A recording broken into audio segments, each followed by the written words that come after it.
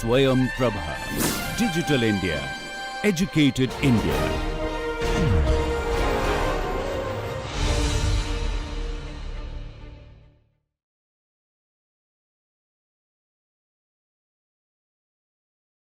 Module 36, Lecture 36. In this module, we will be covering the 11th chakra, Rudra. This has the Mela Ragas, Kantamani, Rishabhapriya, Latangi, Vachaspati, Necha Kalyani, and Chitrambari. Other than the Shadja, Panchama, and Pratimadhyama, this chakra takes the Chatushruti Rishabha and Antaragandhara in the Purvanga, and in the Uttaranga, Kantamani takes Shuddha Dhaivata and Shuddha Nishada, Rishabhapriya takes Shuddha Dhaivata and Kaisika Nishada, Latangi takes Shuddha Dhaivata and Kakali Nishada, Vachaspati takes Chatushruti Dhaivata and Kaisika Nishada, Kalyani takes Chatushruti Dhaivata and Kakali Nishada,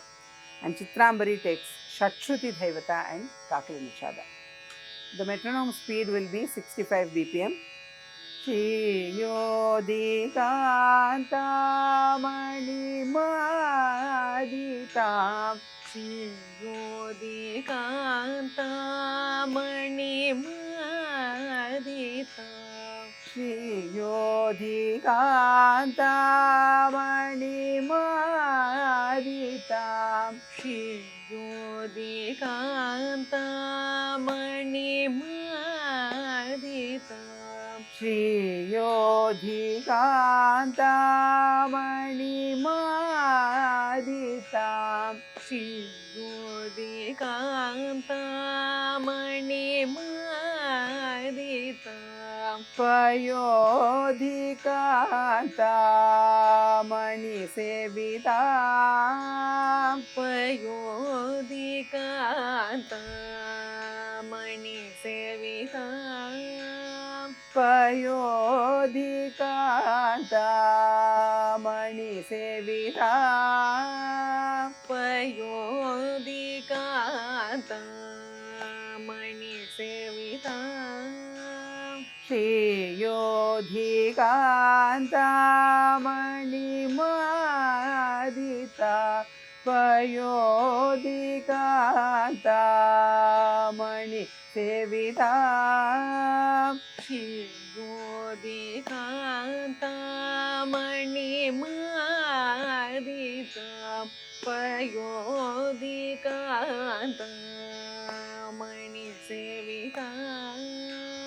Shiyodikanta mani maditam, Payodikanta mani sevitam, Shiyodikanta mani maditam, Payodikanta mani sevitam, Shiyodikanta mani maditam, Payodikanta mani sevitam, Shiyodikanta mani maditam, Payodikanta mani sevitam, Gagari sani sari gagari gamapa papa madapama papa magagari sa, Gagari sani sari gagari gamapa papa madapama papa magagari sa, Gagari sani sari gagari gamapa papa madapama papa magagari sa, Shiyodikanta mani maditam, Gagari sani sari gagari gamapa papa madapama papa magagari sa, Shiyodikanta mani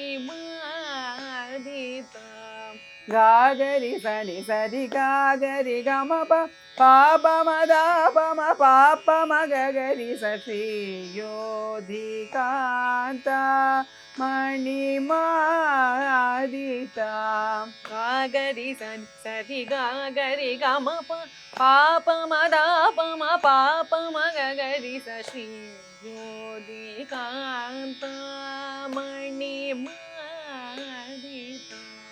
नि सनि सरि सरि सरि गरि गरि स सनि धनि द पद पम गरि गम पम धर्मवर्धनि सनि सरि सरि सरि गरि गरि सा सनि धनि द पद पम गरि गम पम धर्मवर्धनि. The last phrase was Rishabhapriya, which takes Shuddha Devata and Kaisiki Nishada. We'll once again sing Kantamani Chittaswaram and proceed to Rishabhapriya. Gagari sani sari gagari gamapa papa madapama papa magagari sashi yodhikanta manimadita ni sari sari sari gari gari sa sani dhani da pada pama gagari gamapama dharma vadhani surashabha priya धर्मवर्धनी सुरशभप्रिया निर्मल भक्ति भाविता निर्मल भक्ति भाविता धर्मवर्धनी सुरशभप्रिया निर्मल भक्ति भाविता धर्मवर्धनी सुरशभप्रिया निर्मल भक्ति भाविता धर्मवर्धनी सुरशभप्रिया निर्मल भक्ति भाविता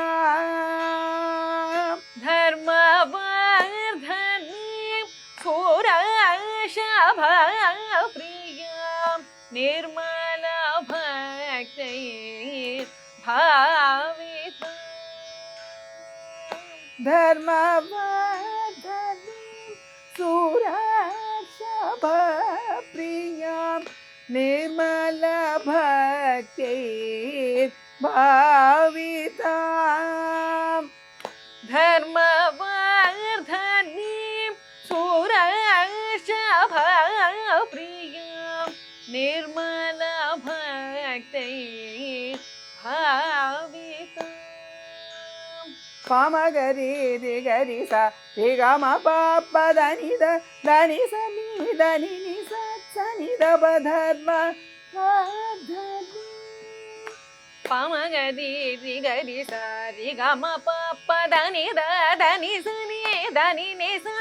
नि the प धर्मवर्धनि पामगरि रि गरि सा रि ग म प प धनि द धनि स नि धनि नि स नि द प धर्मवर्धनि सुरशभप्रिया पामगरि रि गरि सा रि ग म प प धनि द धनि स नि धनि नि स नि द प धर्मवर्धनि सुरशभप्रिया पामगरि ग म प नि नि धनि स नि द गागरि स नि धनि स नि द प मगरि पामगरि ग म प नि नि धनि स नि द गागरि स नि धनि स नि द प मगरि. So the next one is, the last phrase was Latangi. We'll once again sing the Chittaswaram of Rishabhapriya and move to Latangi. Pamagari ri gari sa ri ga ma pa pa dhani da dhani sa ni dhani ni sa ni da pa dharmavardhani surashabhapriya ವೃಷಭ ಪ್ರಿಯ ಪಮಗರಿ ಗಮಪ ನಿನಿದ ನಿ ಸನಿದ ಗರಿ ಸನಿದ ನಿ ಸನಿದ ಪನಿದ ಪಮಗರಿ ಮನನಶೀಲತ ಗೀರ್ವಾಣ ಪ್ರದೇ ಮನನಶೀಲತ ಗೀರ್ವಾಣ ಪತೆ ಮನನಶೀಲತ ಗೀರ್ವಾಣ ಪದೇ ಮನನಶೀಲತ ಗೀರ್ವಾಣ ಪತೆ ಮನನಶೀಲತ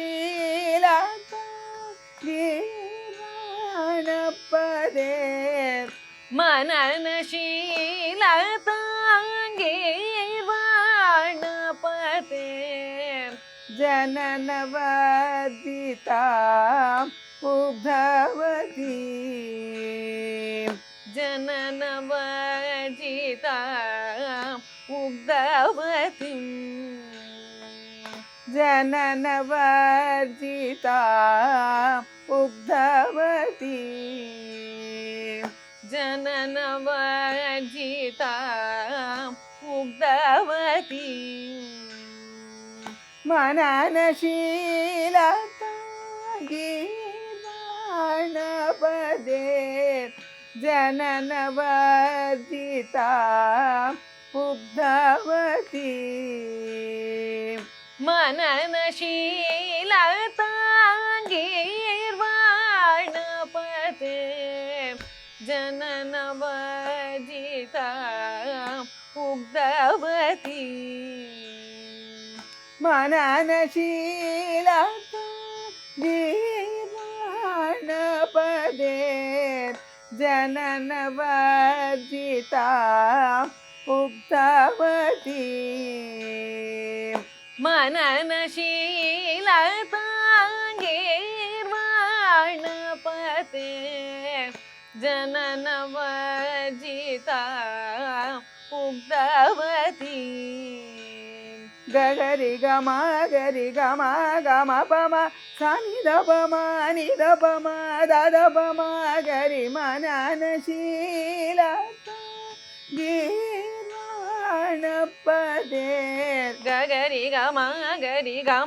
ಗಮ ಪಮ ಸನಿದ ಪಮ ನಿದ ಪಮ ದದ ಪಮ ಗರಿ ಮನನಶೀಲತ ಗೀರ್ವಾಣ ಪತೆ ಗರಿ ಗಮ ಪಮ ಸನಿದ ಪಮ ನಿದ ಪಮ ದದ ಪಮ ಗರಿ ಮನನಶೀಲತ ಗೀರ್ವಾಣ ಪದೇ ಗರಿ ಗಮ ಪಮ ಸನಿದ ಪಮ ನಿದ ಪಮ ದದ ಪಮ ಗರಿ ಮನನಶೀಲತ ಗೀರ್ವಾಣ ಪತೆ ಗರಿ ಗಮ ಪದ ನಿ ಸನಿದ ಪಮ ಗರಿ ಗಮ ಪದ ನಿ ಸನಿದ ರಿ ಸನಿದ ಪದ ಪಮ ಗರಿ ಉಮೇಶು ವಾಚಸ್ಪತಿ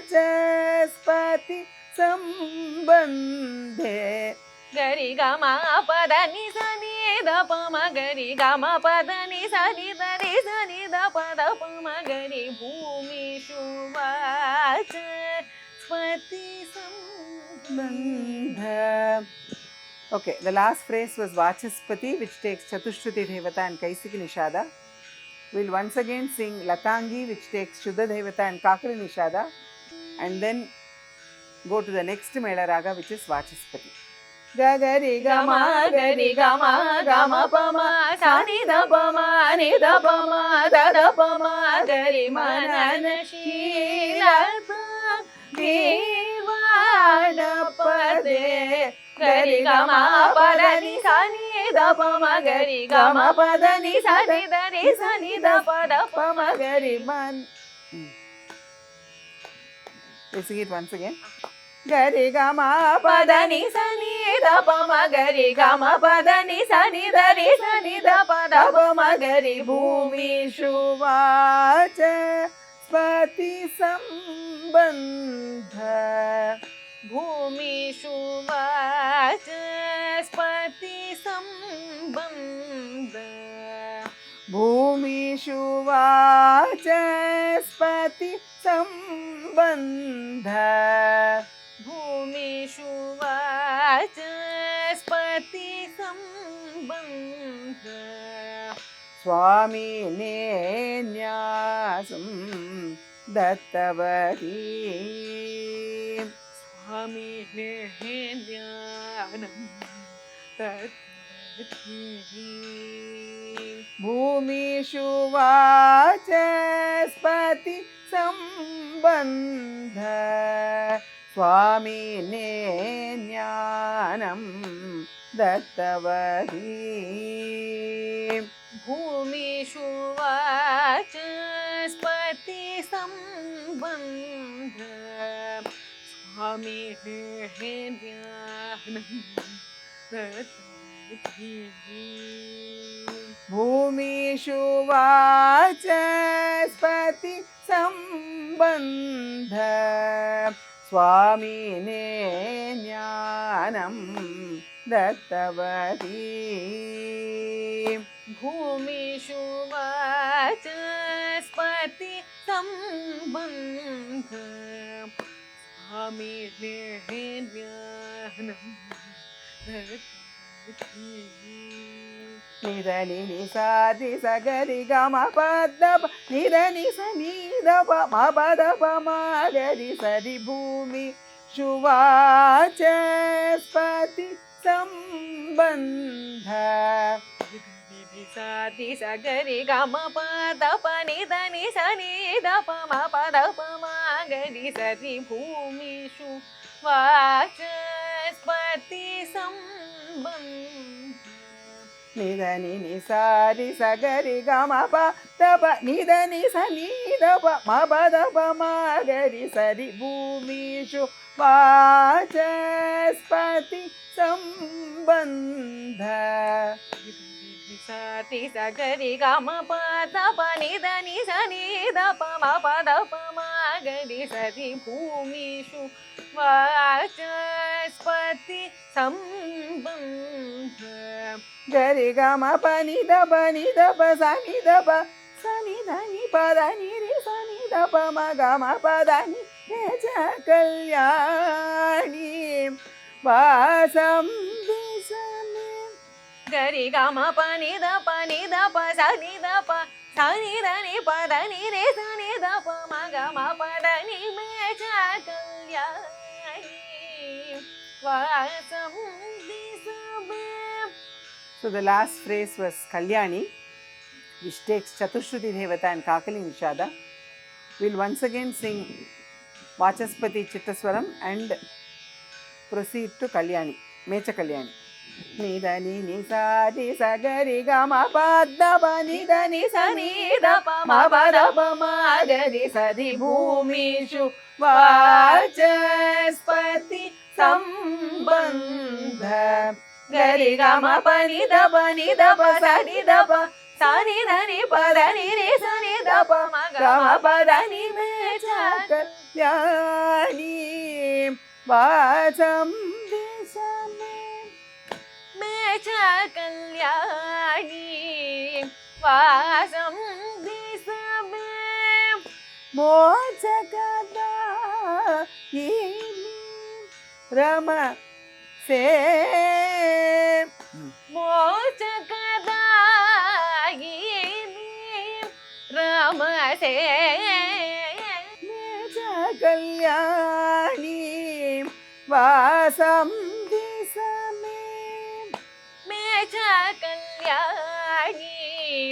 वासं दिशमे मेचा कल्याणी वासं दिशमे मेचा कल्याणी वासं दिशमे मेचा कल्याणी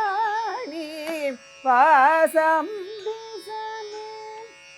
मेचा कल्याणी वासं दिशमे मोजकदा रमसे मोचकदायिनी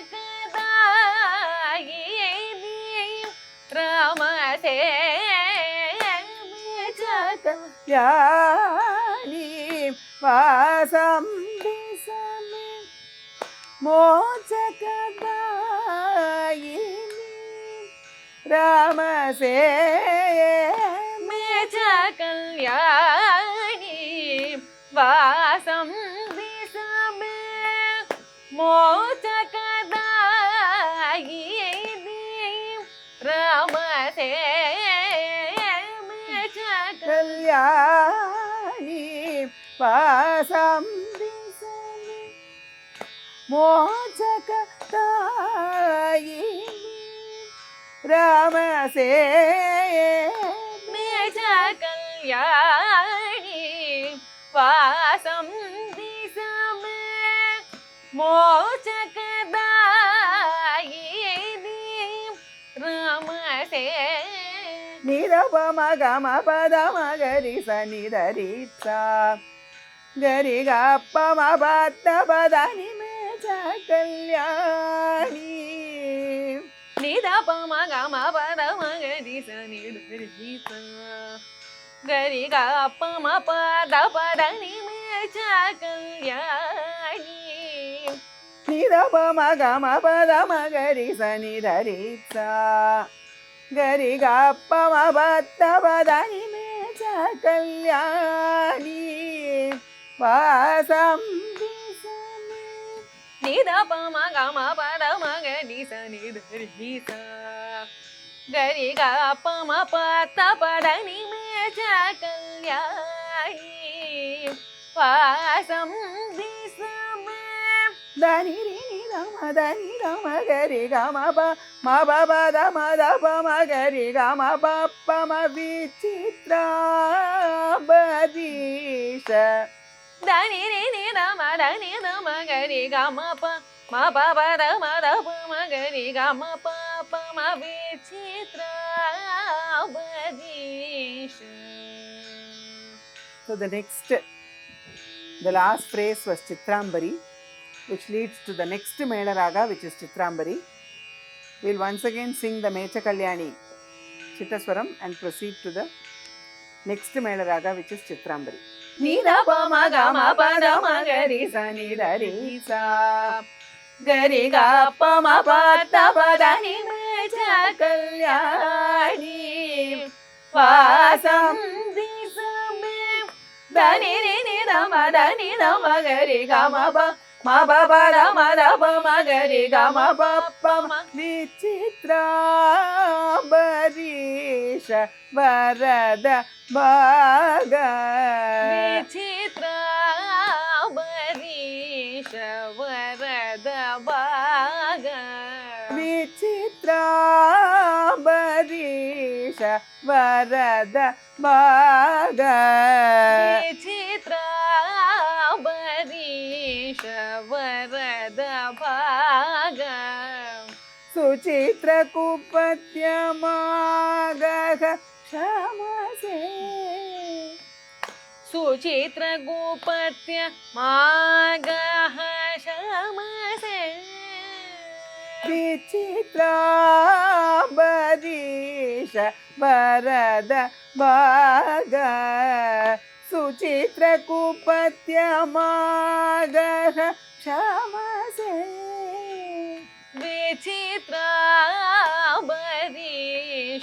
वरद भाग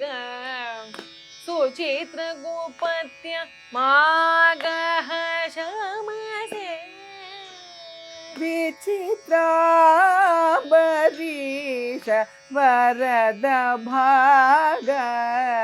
सुचित्रकुपत्यमागः क्षमसे विचित्राम्बरीश वरद भाग सुचित्रगुपत्य मागः क्षमसे दापद पप्प मगा गरिरि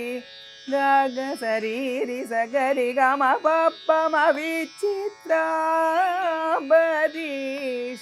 वरद भाग दापद पप्प ಗ ಗರಿ ರಿ ಗ ಗ ಸರಿ ರಿ ಸ ಗರಿ ಗ ಮ ಪ ಪ ಮ ವಿಚಿತ್ರ ಬರೀಶ ವರದ ಭಾಗ ದ ಪ ದ ಪ ಪ ಮ ಗ ಗರಿ ರಿ ಗ ಗ ಸರಿ ರಿ ಸ ಗರಿ ಗ ಮ ಪ ಪ ಮ ವಿಚಿತ್ರ ಬರೀಶ ವರದ ಭಾಗ ಪದ ಪಪ್ಪ ಮಗ ಗರಿ ರಿ ಗ ಗ ಸರಿ ರಿ ಸ ಗರಿ ಗ ಮ ಪಾಪ ಮ ವಿಚಿತ್ರ ಬರೀಶ ವರದ ಭಾಗ ನೀ ಸರಿ ಗ ಗರಿ ಸರಿ ಸನಿ ಧನಿ ಪ ಪದ ಪ ಮ ಗ ದ ಪ ಮ ಗ ಪ ಮ ಗ ಮ ಗರಿ ರಿ ಸ ಸುಚಿತ್ರ ಕು Sucharitra Mukha. Okay. The last phrase is Sucharitra. So which moves to the next chakra. So what we'll do is we'll once again sing Chitrambari and then conclude this module. Da pa da pa pa ma ga ga ri ri ga ga sa ri ri sa ga ri ga ma pa pa ma vichitra barisha ವರದ ಭಾಗ ನೀ ಸರಿ ಗ ಗರಿ ಸರಿ ಸರಿ ಧನಿ ಪ ಪದ ಪ ಮ ಗ ದ ಪ ಮ ಗ ಪ ಮ ಗ ಮ ಗರಿ ರಿ ಸ ಸುಚರಿತ್ರ ಮುಖ